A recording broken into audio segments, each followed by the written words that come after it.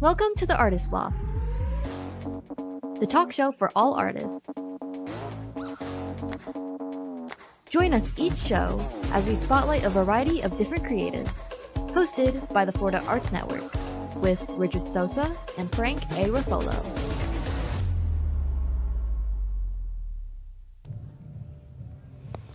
Hey, Lofties, we're back.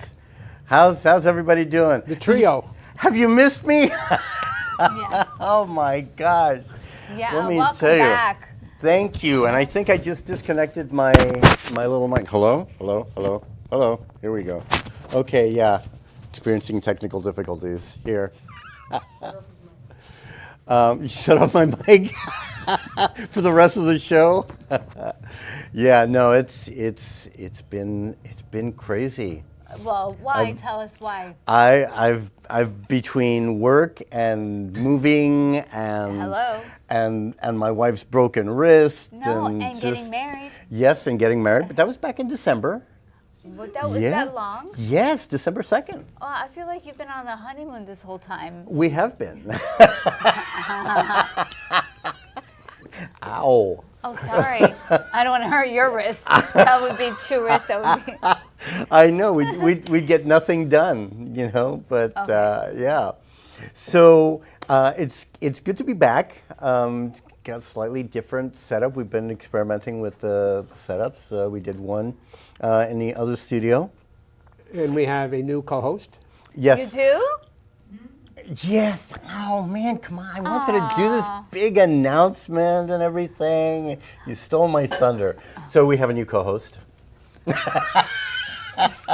You guys have seen her on here before, and you know we figured, you know, it's kind of like these panhandlers. She's always looking for an opportunity to. Get out of here. Let me No. tell you, she has been amazing. You've always come through for us. I love you Always, guys. We go always, way always. back. We go way back to the Florida Hampton table with Yeah. Rose Warner. I mean, this is like Yeah. this is, and I remember always admiring you, both of you, and always, we had a nice friendship, and it was never Oh, yeah. intentional. Honest to God, and I'm telling you the truth, like. I never thought that this could happen, and I really didn't. I Yeah. just thought, okay, whenever they need me to come in, I'll come in. But now, Kumbaya over here. Kumbaya. Who's got the guitar? No campfire. What's going on here? But yeah, no. And just to really break her in, yeah. she's going to be doing a show solo next time. I am. I know. And I'm excited. I already have, yeah. What do you mean? It's okay. Yeah. I mean, you know what? I'll just make Freddie and Dawn help me out. What can I do? Oh, there you go. They'll push me into place. I know. But anyways, it's really special. And Yeah. thank you so much. Thank you so much for being, open to this new, this third person, because sometimes three can be too much. What is it called? Two's company, three's a crowd. What he something said. like that? Something Yeah. like that. Yeah, but no, you add something to the show. I kind of feel bad for Frank though, because you and I are like Oh no. are female male versions of each other. But it's and- okay. It's okay because he'll make it all sci-fi cool. Yeah, I feel kind of bad for our audience because you two will just take over the show and nobody will hear anything.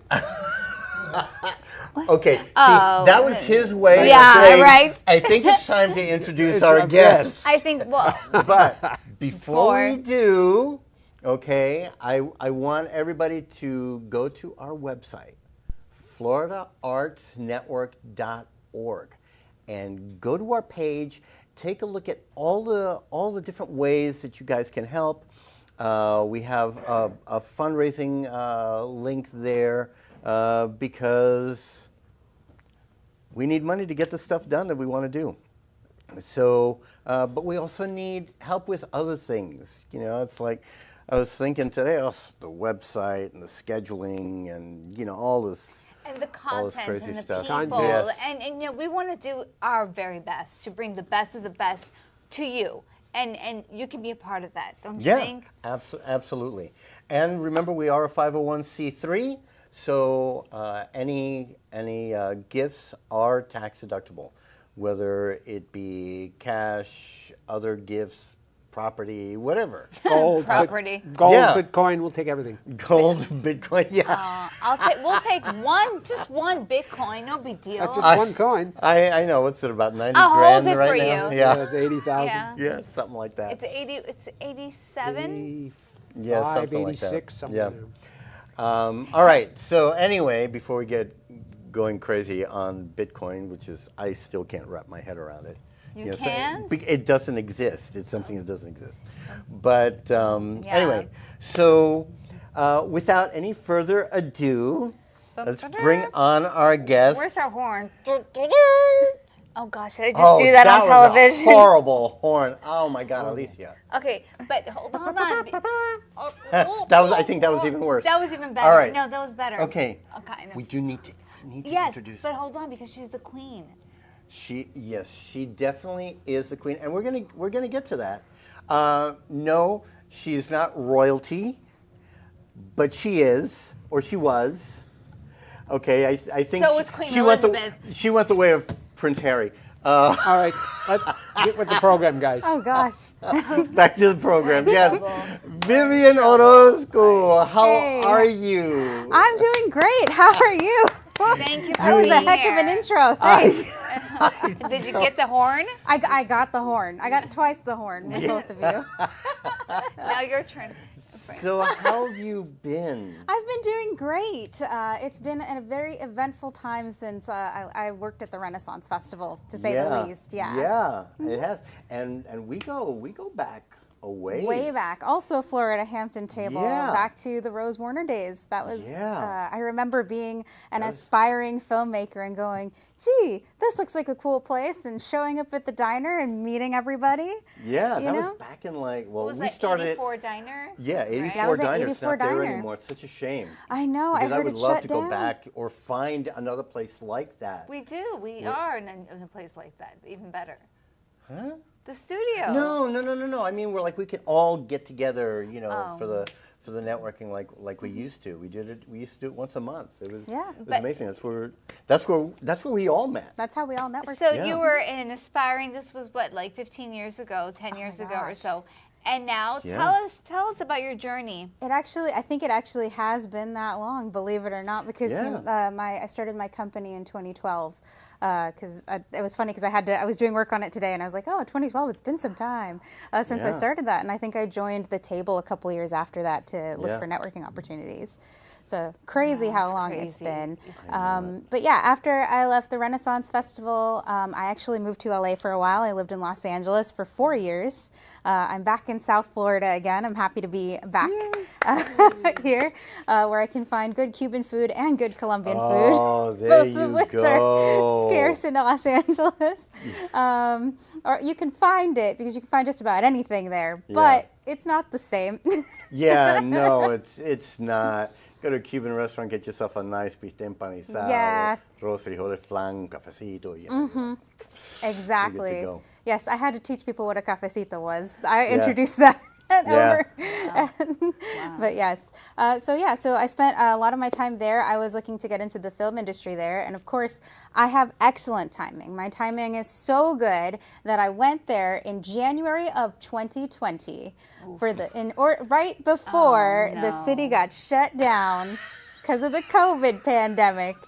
So if you weren't, I think it was like a COVID prevention officer, those were the only people really getting work on sets that weren't already established in the industry. So Yeah. it made an already hard to break into And then the industry close to impossible. Oh, We'll get to yeah. that Then you because had then the we had strike, strike number one, Strike strike number number two, two. and in between all that we were like, okay, who's striking next? Because if the Actors Guild is striking, IATSE strikes, or the Directors Guild strikes, or if all Yeah. three strike at the same time, we're just Yeah. gonna Oh, I have to know. go Start with find the Writers something Guild. to do. The Writers Guild as So, well. Yeah, the WGA Yep, and then SAG-AFTRA. Yep. And then, oh it my was God. WGA, SAG-AFTRA, IATSE was on the borderline, and then they finally Yeah. came to terms.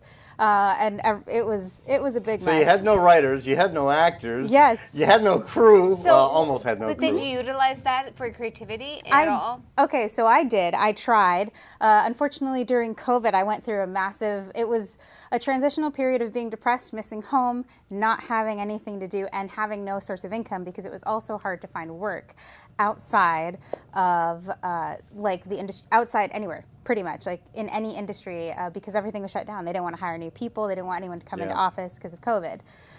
So during that period, I call it like kind of the blackout period. I had to like kind of adjust to life, but while being very limited in what I could and couldn't do.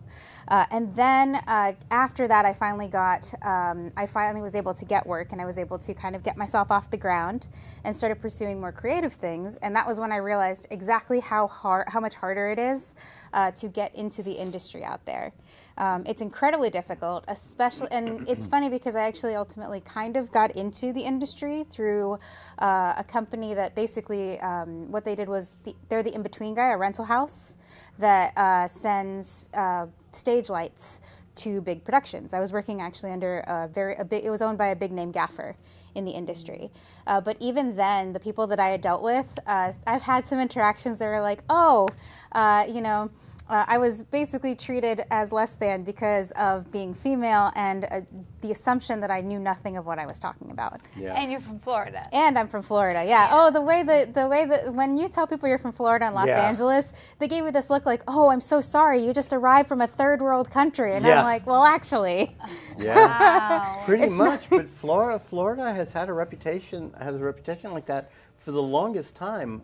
I've been told that occasionally on set something may go wrong and somebody will go, "Oh, that's so Florida." Really? Yeah. Or that's such a Floridian. Yeah, Floridian. Floridian. Oh God, that's a new one for me. I Yeah. never heard that, but Yeah, no, I you never know heard what? that. Though, I've noticed though, between you and all of us, everyone that leaves Florida always ends up coming back. it's true. There's just something about, I don't know, something in our water. I don't know. I don't know. It's vodka. Yeah. Aguardiente. Aguardiente, yes. Yeah. No, I laugh Firewater, because for those of you. I just exchanged one Hollywood for another because I'm from Hollywood, Florida, and I was living in Hollywood, California.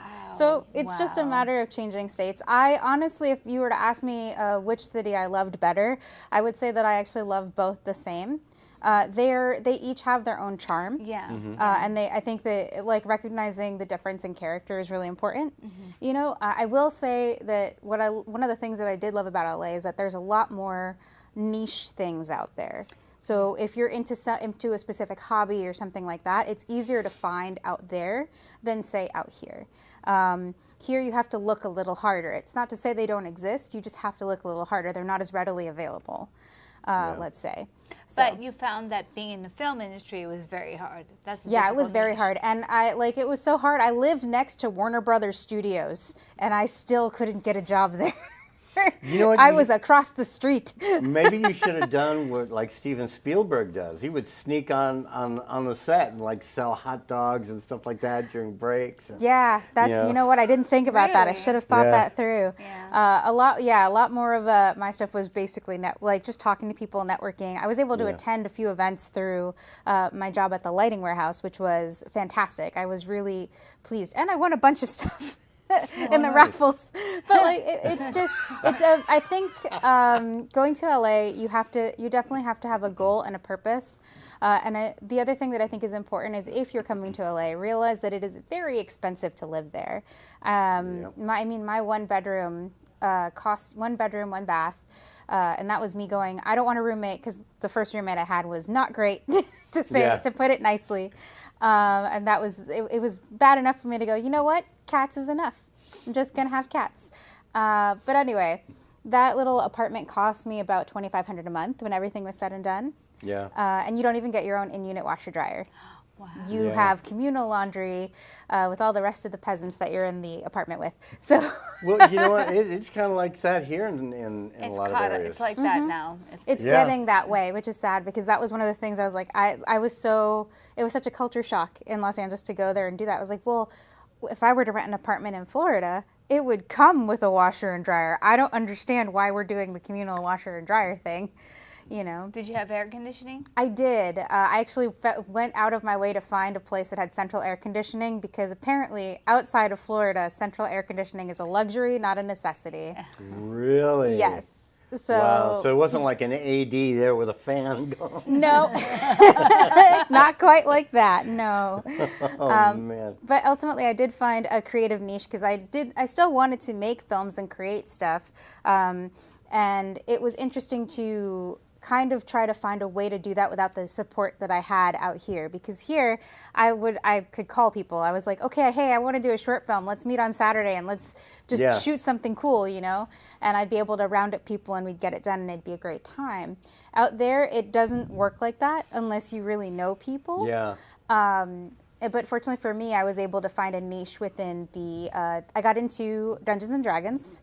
And from there discovered that there was, I was already sort of aware of it, but I just, as I got further into the hobby, I realized that there was a market for what's called actual play, which is basically televised versions of this gameplay. Yeah, and you have a lot of that stuff out there. Yes. And for all different games, you know, I mean, Yes. people actually watch you play the game, and Right. and you can tell them, okay, you know, if you're going to have this class, you need this AC and this kind of hit points, and you know, you have to work on your dexterity or agility or you know all this other stuff. It's crazy. Exactly. Can And you like, explain, like, to the audience about how it works? Sure, yes. A couple things I wanted to touch on. The first of which was business-wise, if you're looking at it from a business standpoint. During COVID, we saw the rise of what I'll call the Twitch streamer, the YouTube content channel, because people were at home with nothing to watch. And in a lot of cases, they were watching things online. So you saw a lot of this. And that's kind of where we saw the growth of this sort of genre. And when I talk about actual plays, basically what you would do, and I'm using Dungeons and Dragons because if I say Dungeons and Dragons, you'll know what I'm talking about. exactly. Most people will know. That's why it's the world's greatest role-playing game. But as opposed to me saying tabletop role-playing games, which is what the hobby actually is, most people are like, what's that? And then you just say Dungeons and Dragons, they're like, oh, okay. Yeah. But Once anyway. you're the dungeon master, then there's a lot of work. Well, then you have to work with two definitions, and you got to clarify which one it is.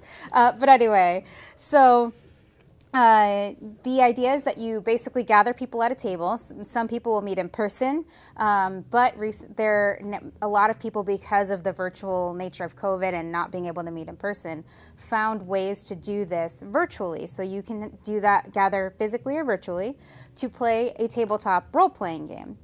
And what you do is essentially you play Dungeons and Dragons. So one person is the game master or dungeon master.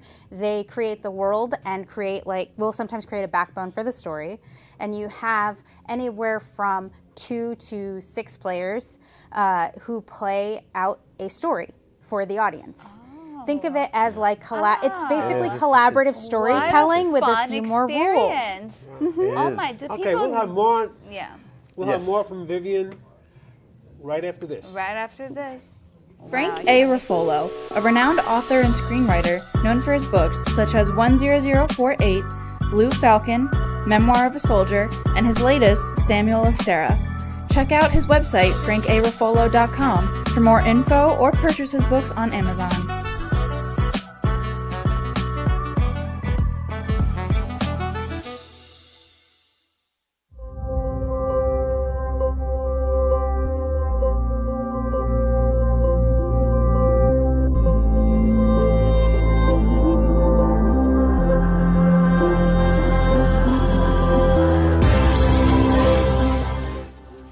Hey, what's up, everybody? This is Agent Romante, but most of you know me as Esteban Julio Ricardo Montoya de Rosa Ramirez from The Sweet Life of Zach and Cody. I just wanted to give a shout out to my man, Richard Sosa. He is one of the best acting coaches that I've had the pleasure to work with, and he's actually worked with me in my program for many years, and I highly recommend this guy. So if you have an opportunity to work with him, what are you waiting for? Now, get out of my face. Esteban Julio Ricardo Montoya de Rosa Ramirez. I am out.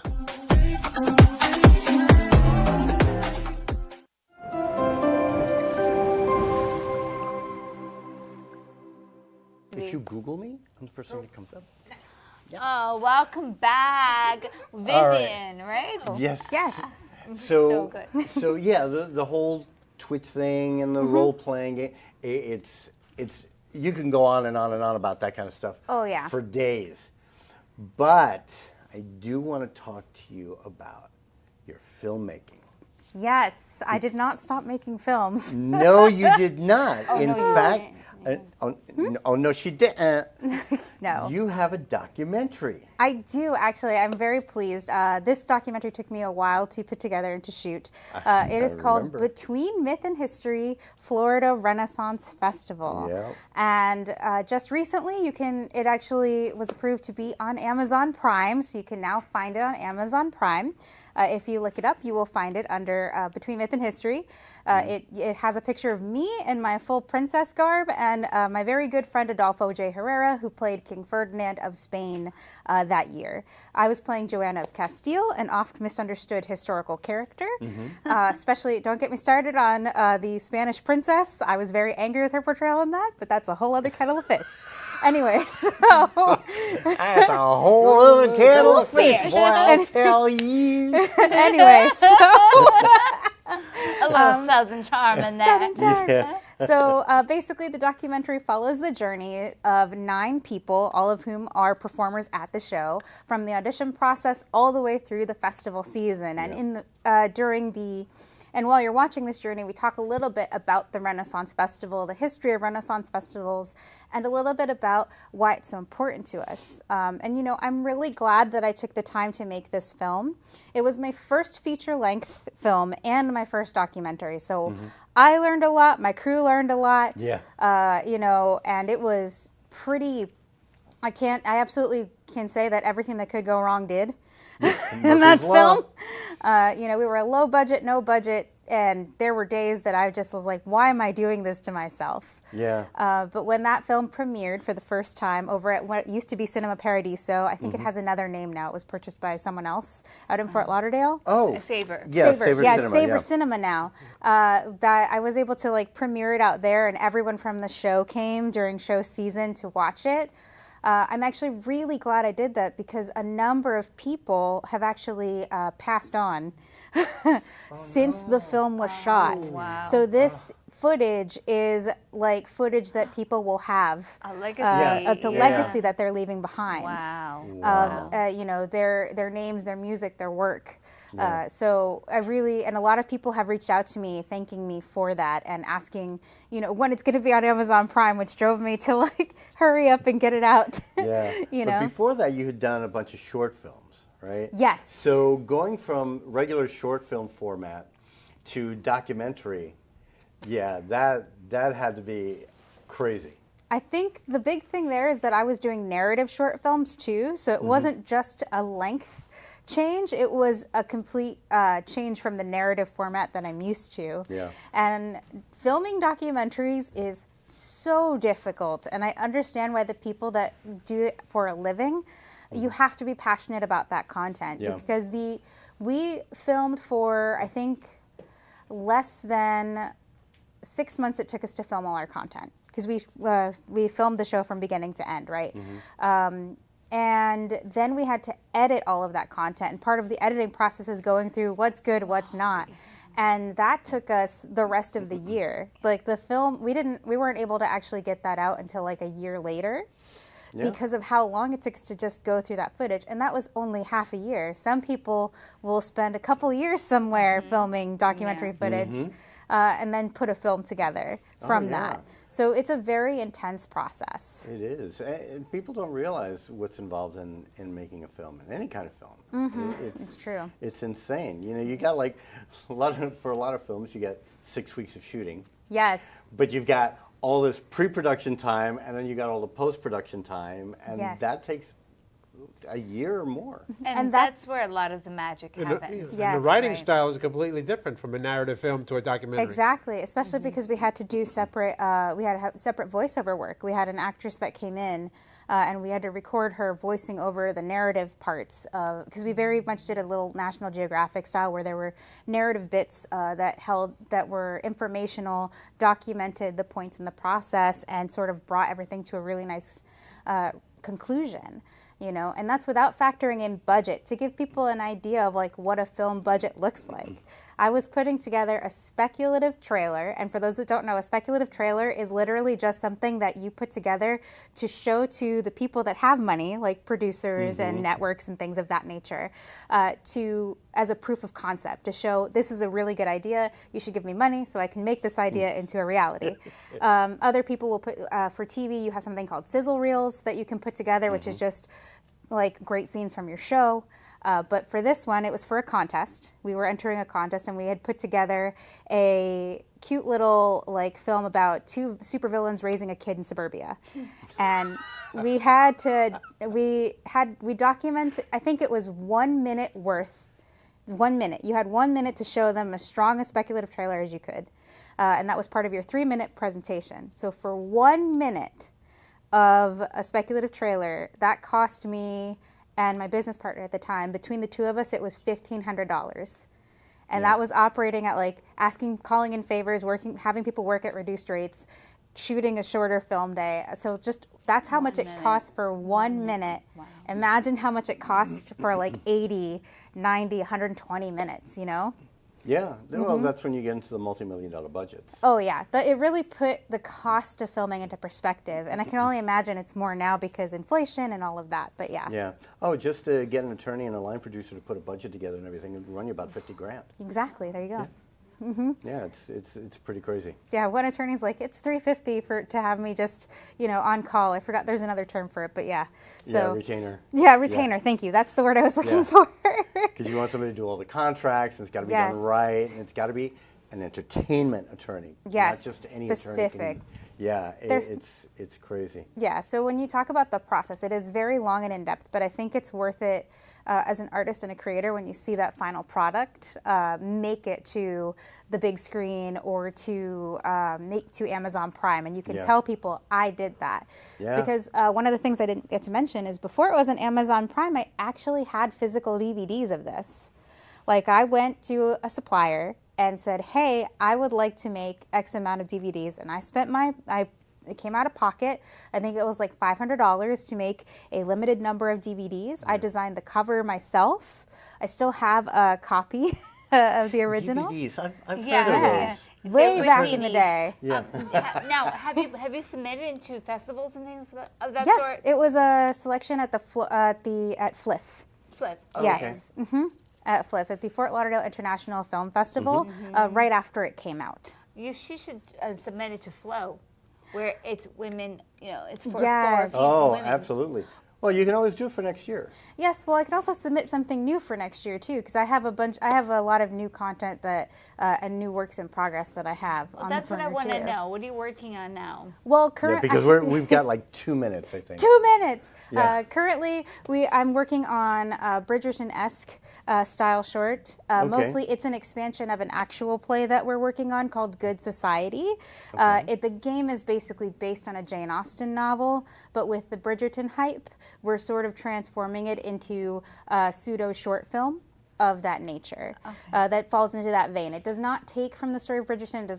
But it's very much set in the Regency era and plays upon the themes of romance and falling in love and all of that. Yeah. Do you write a lot of this?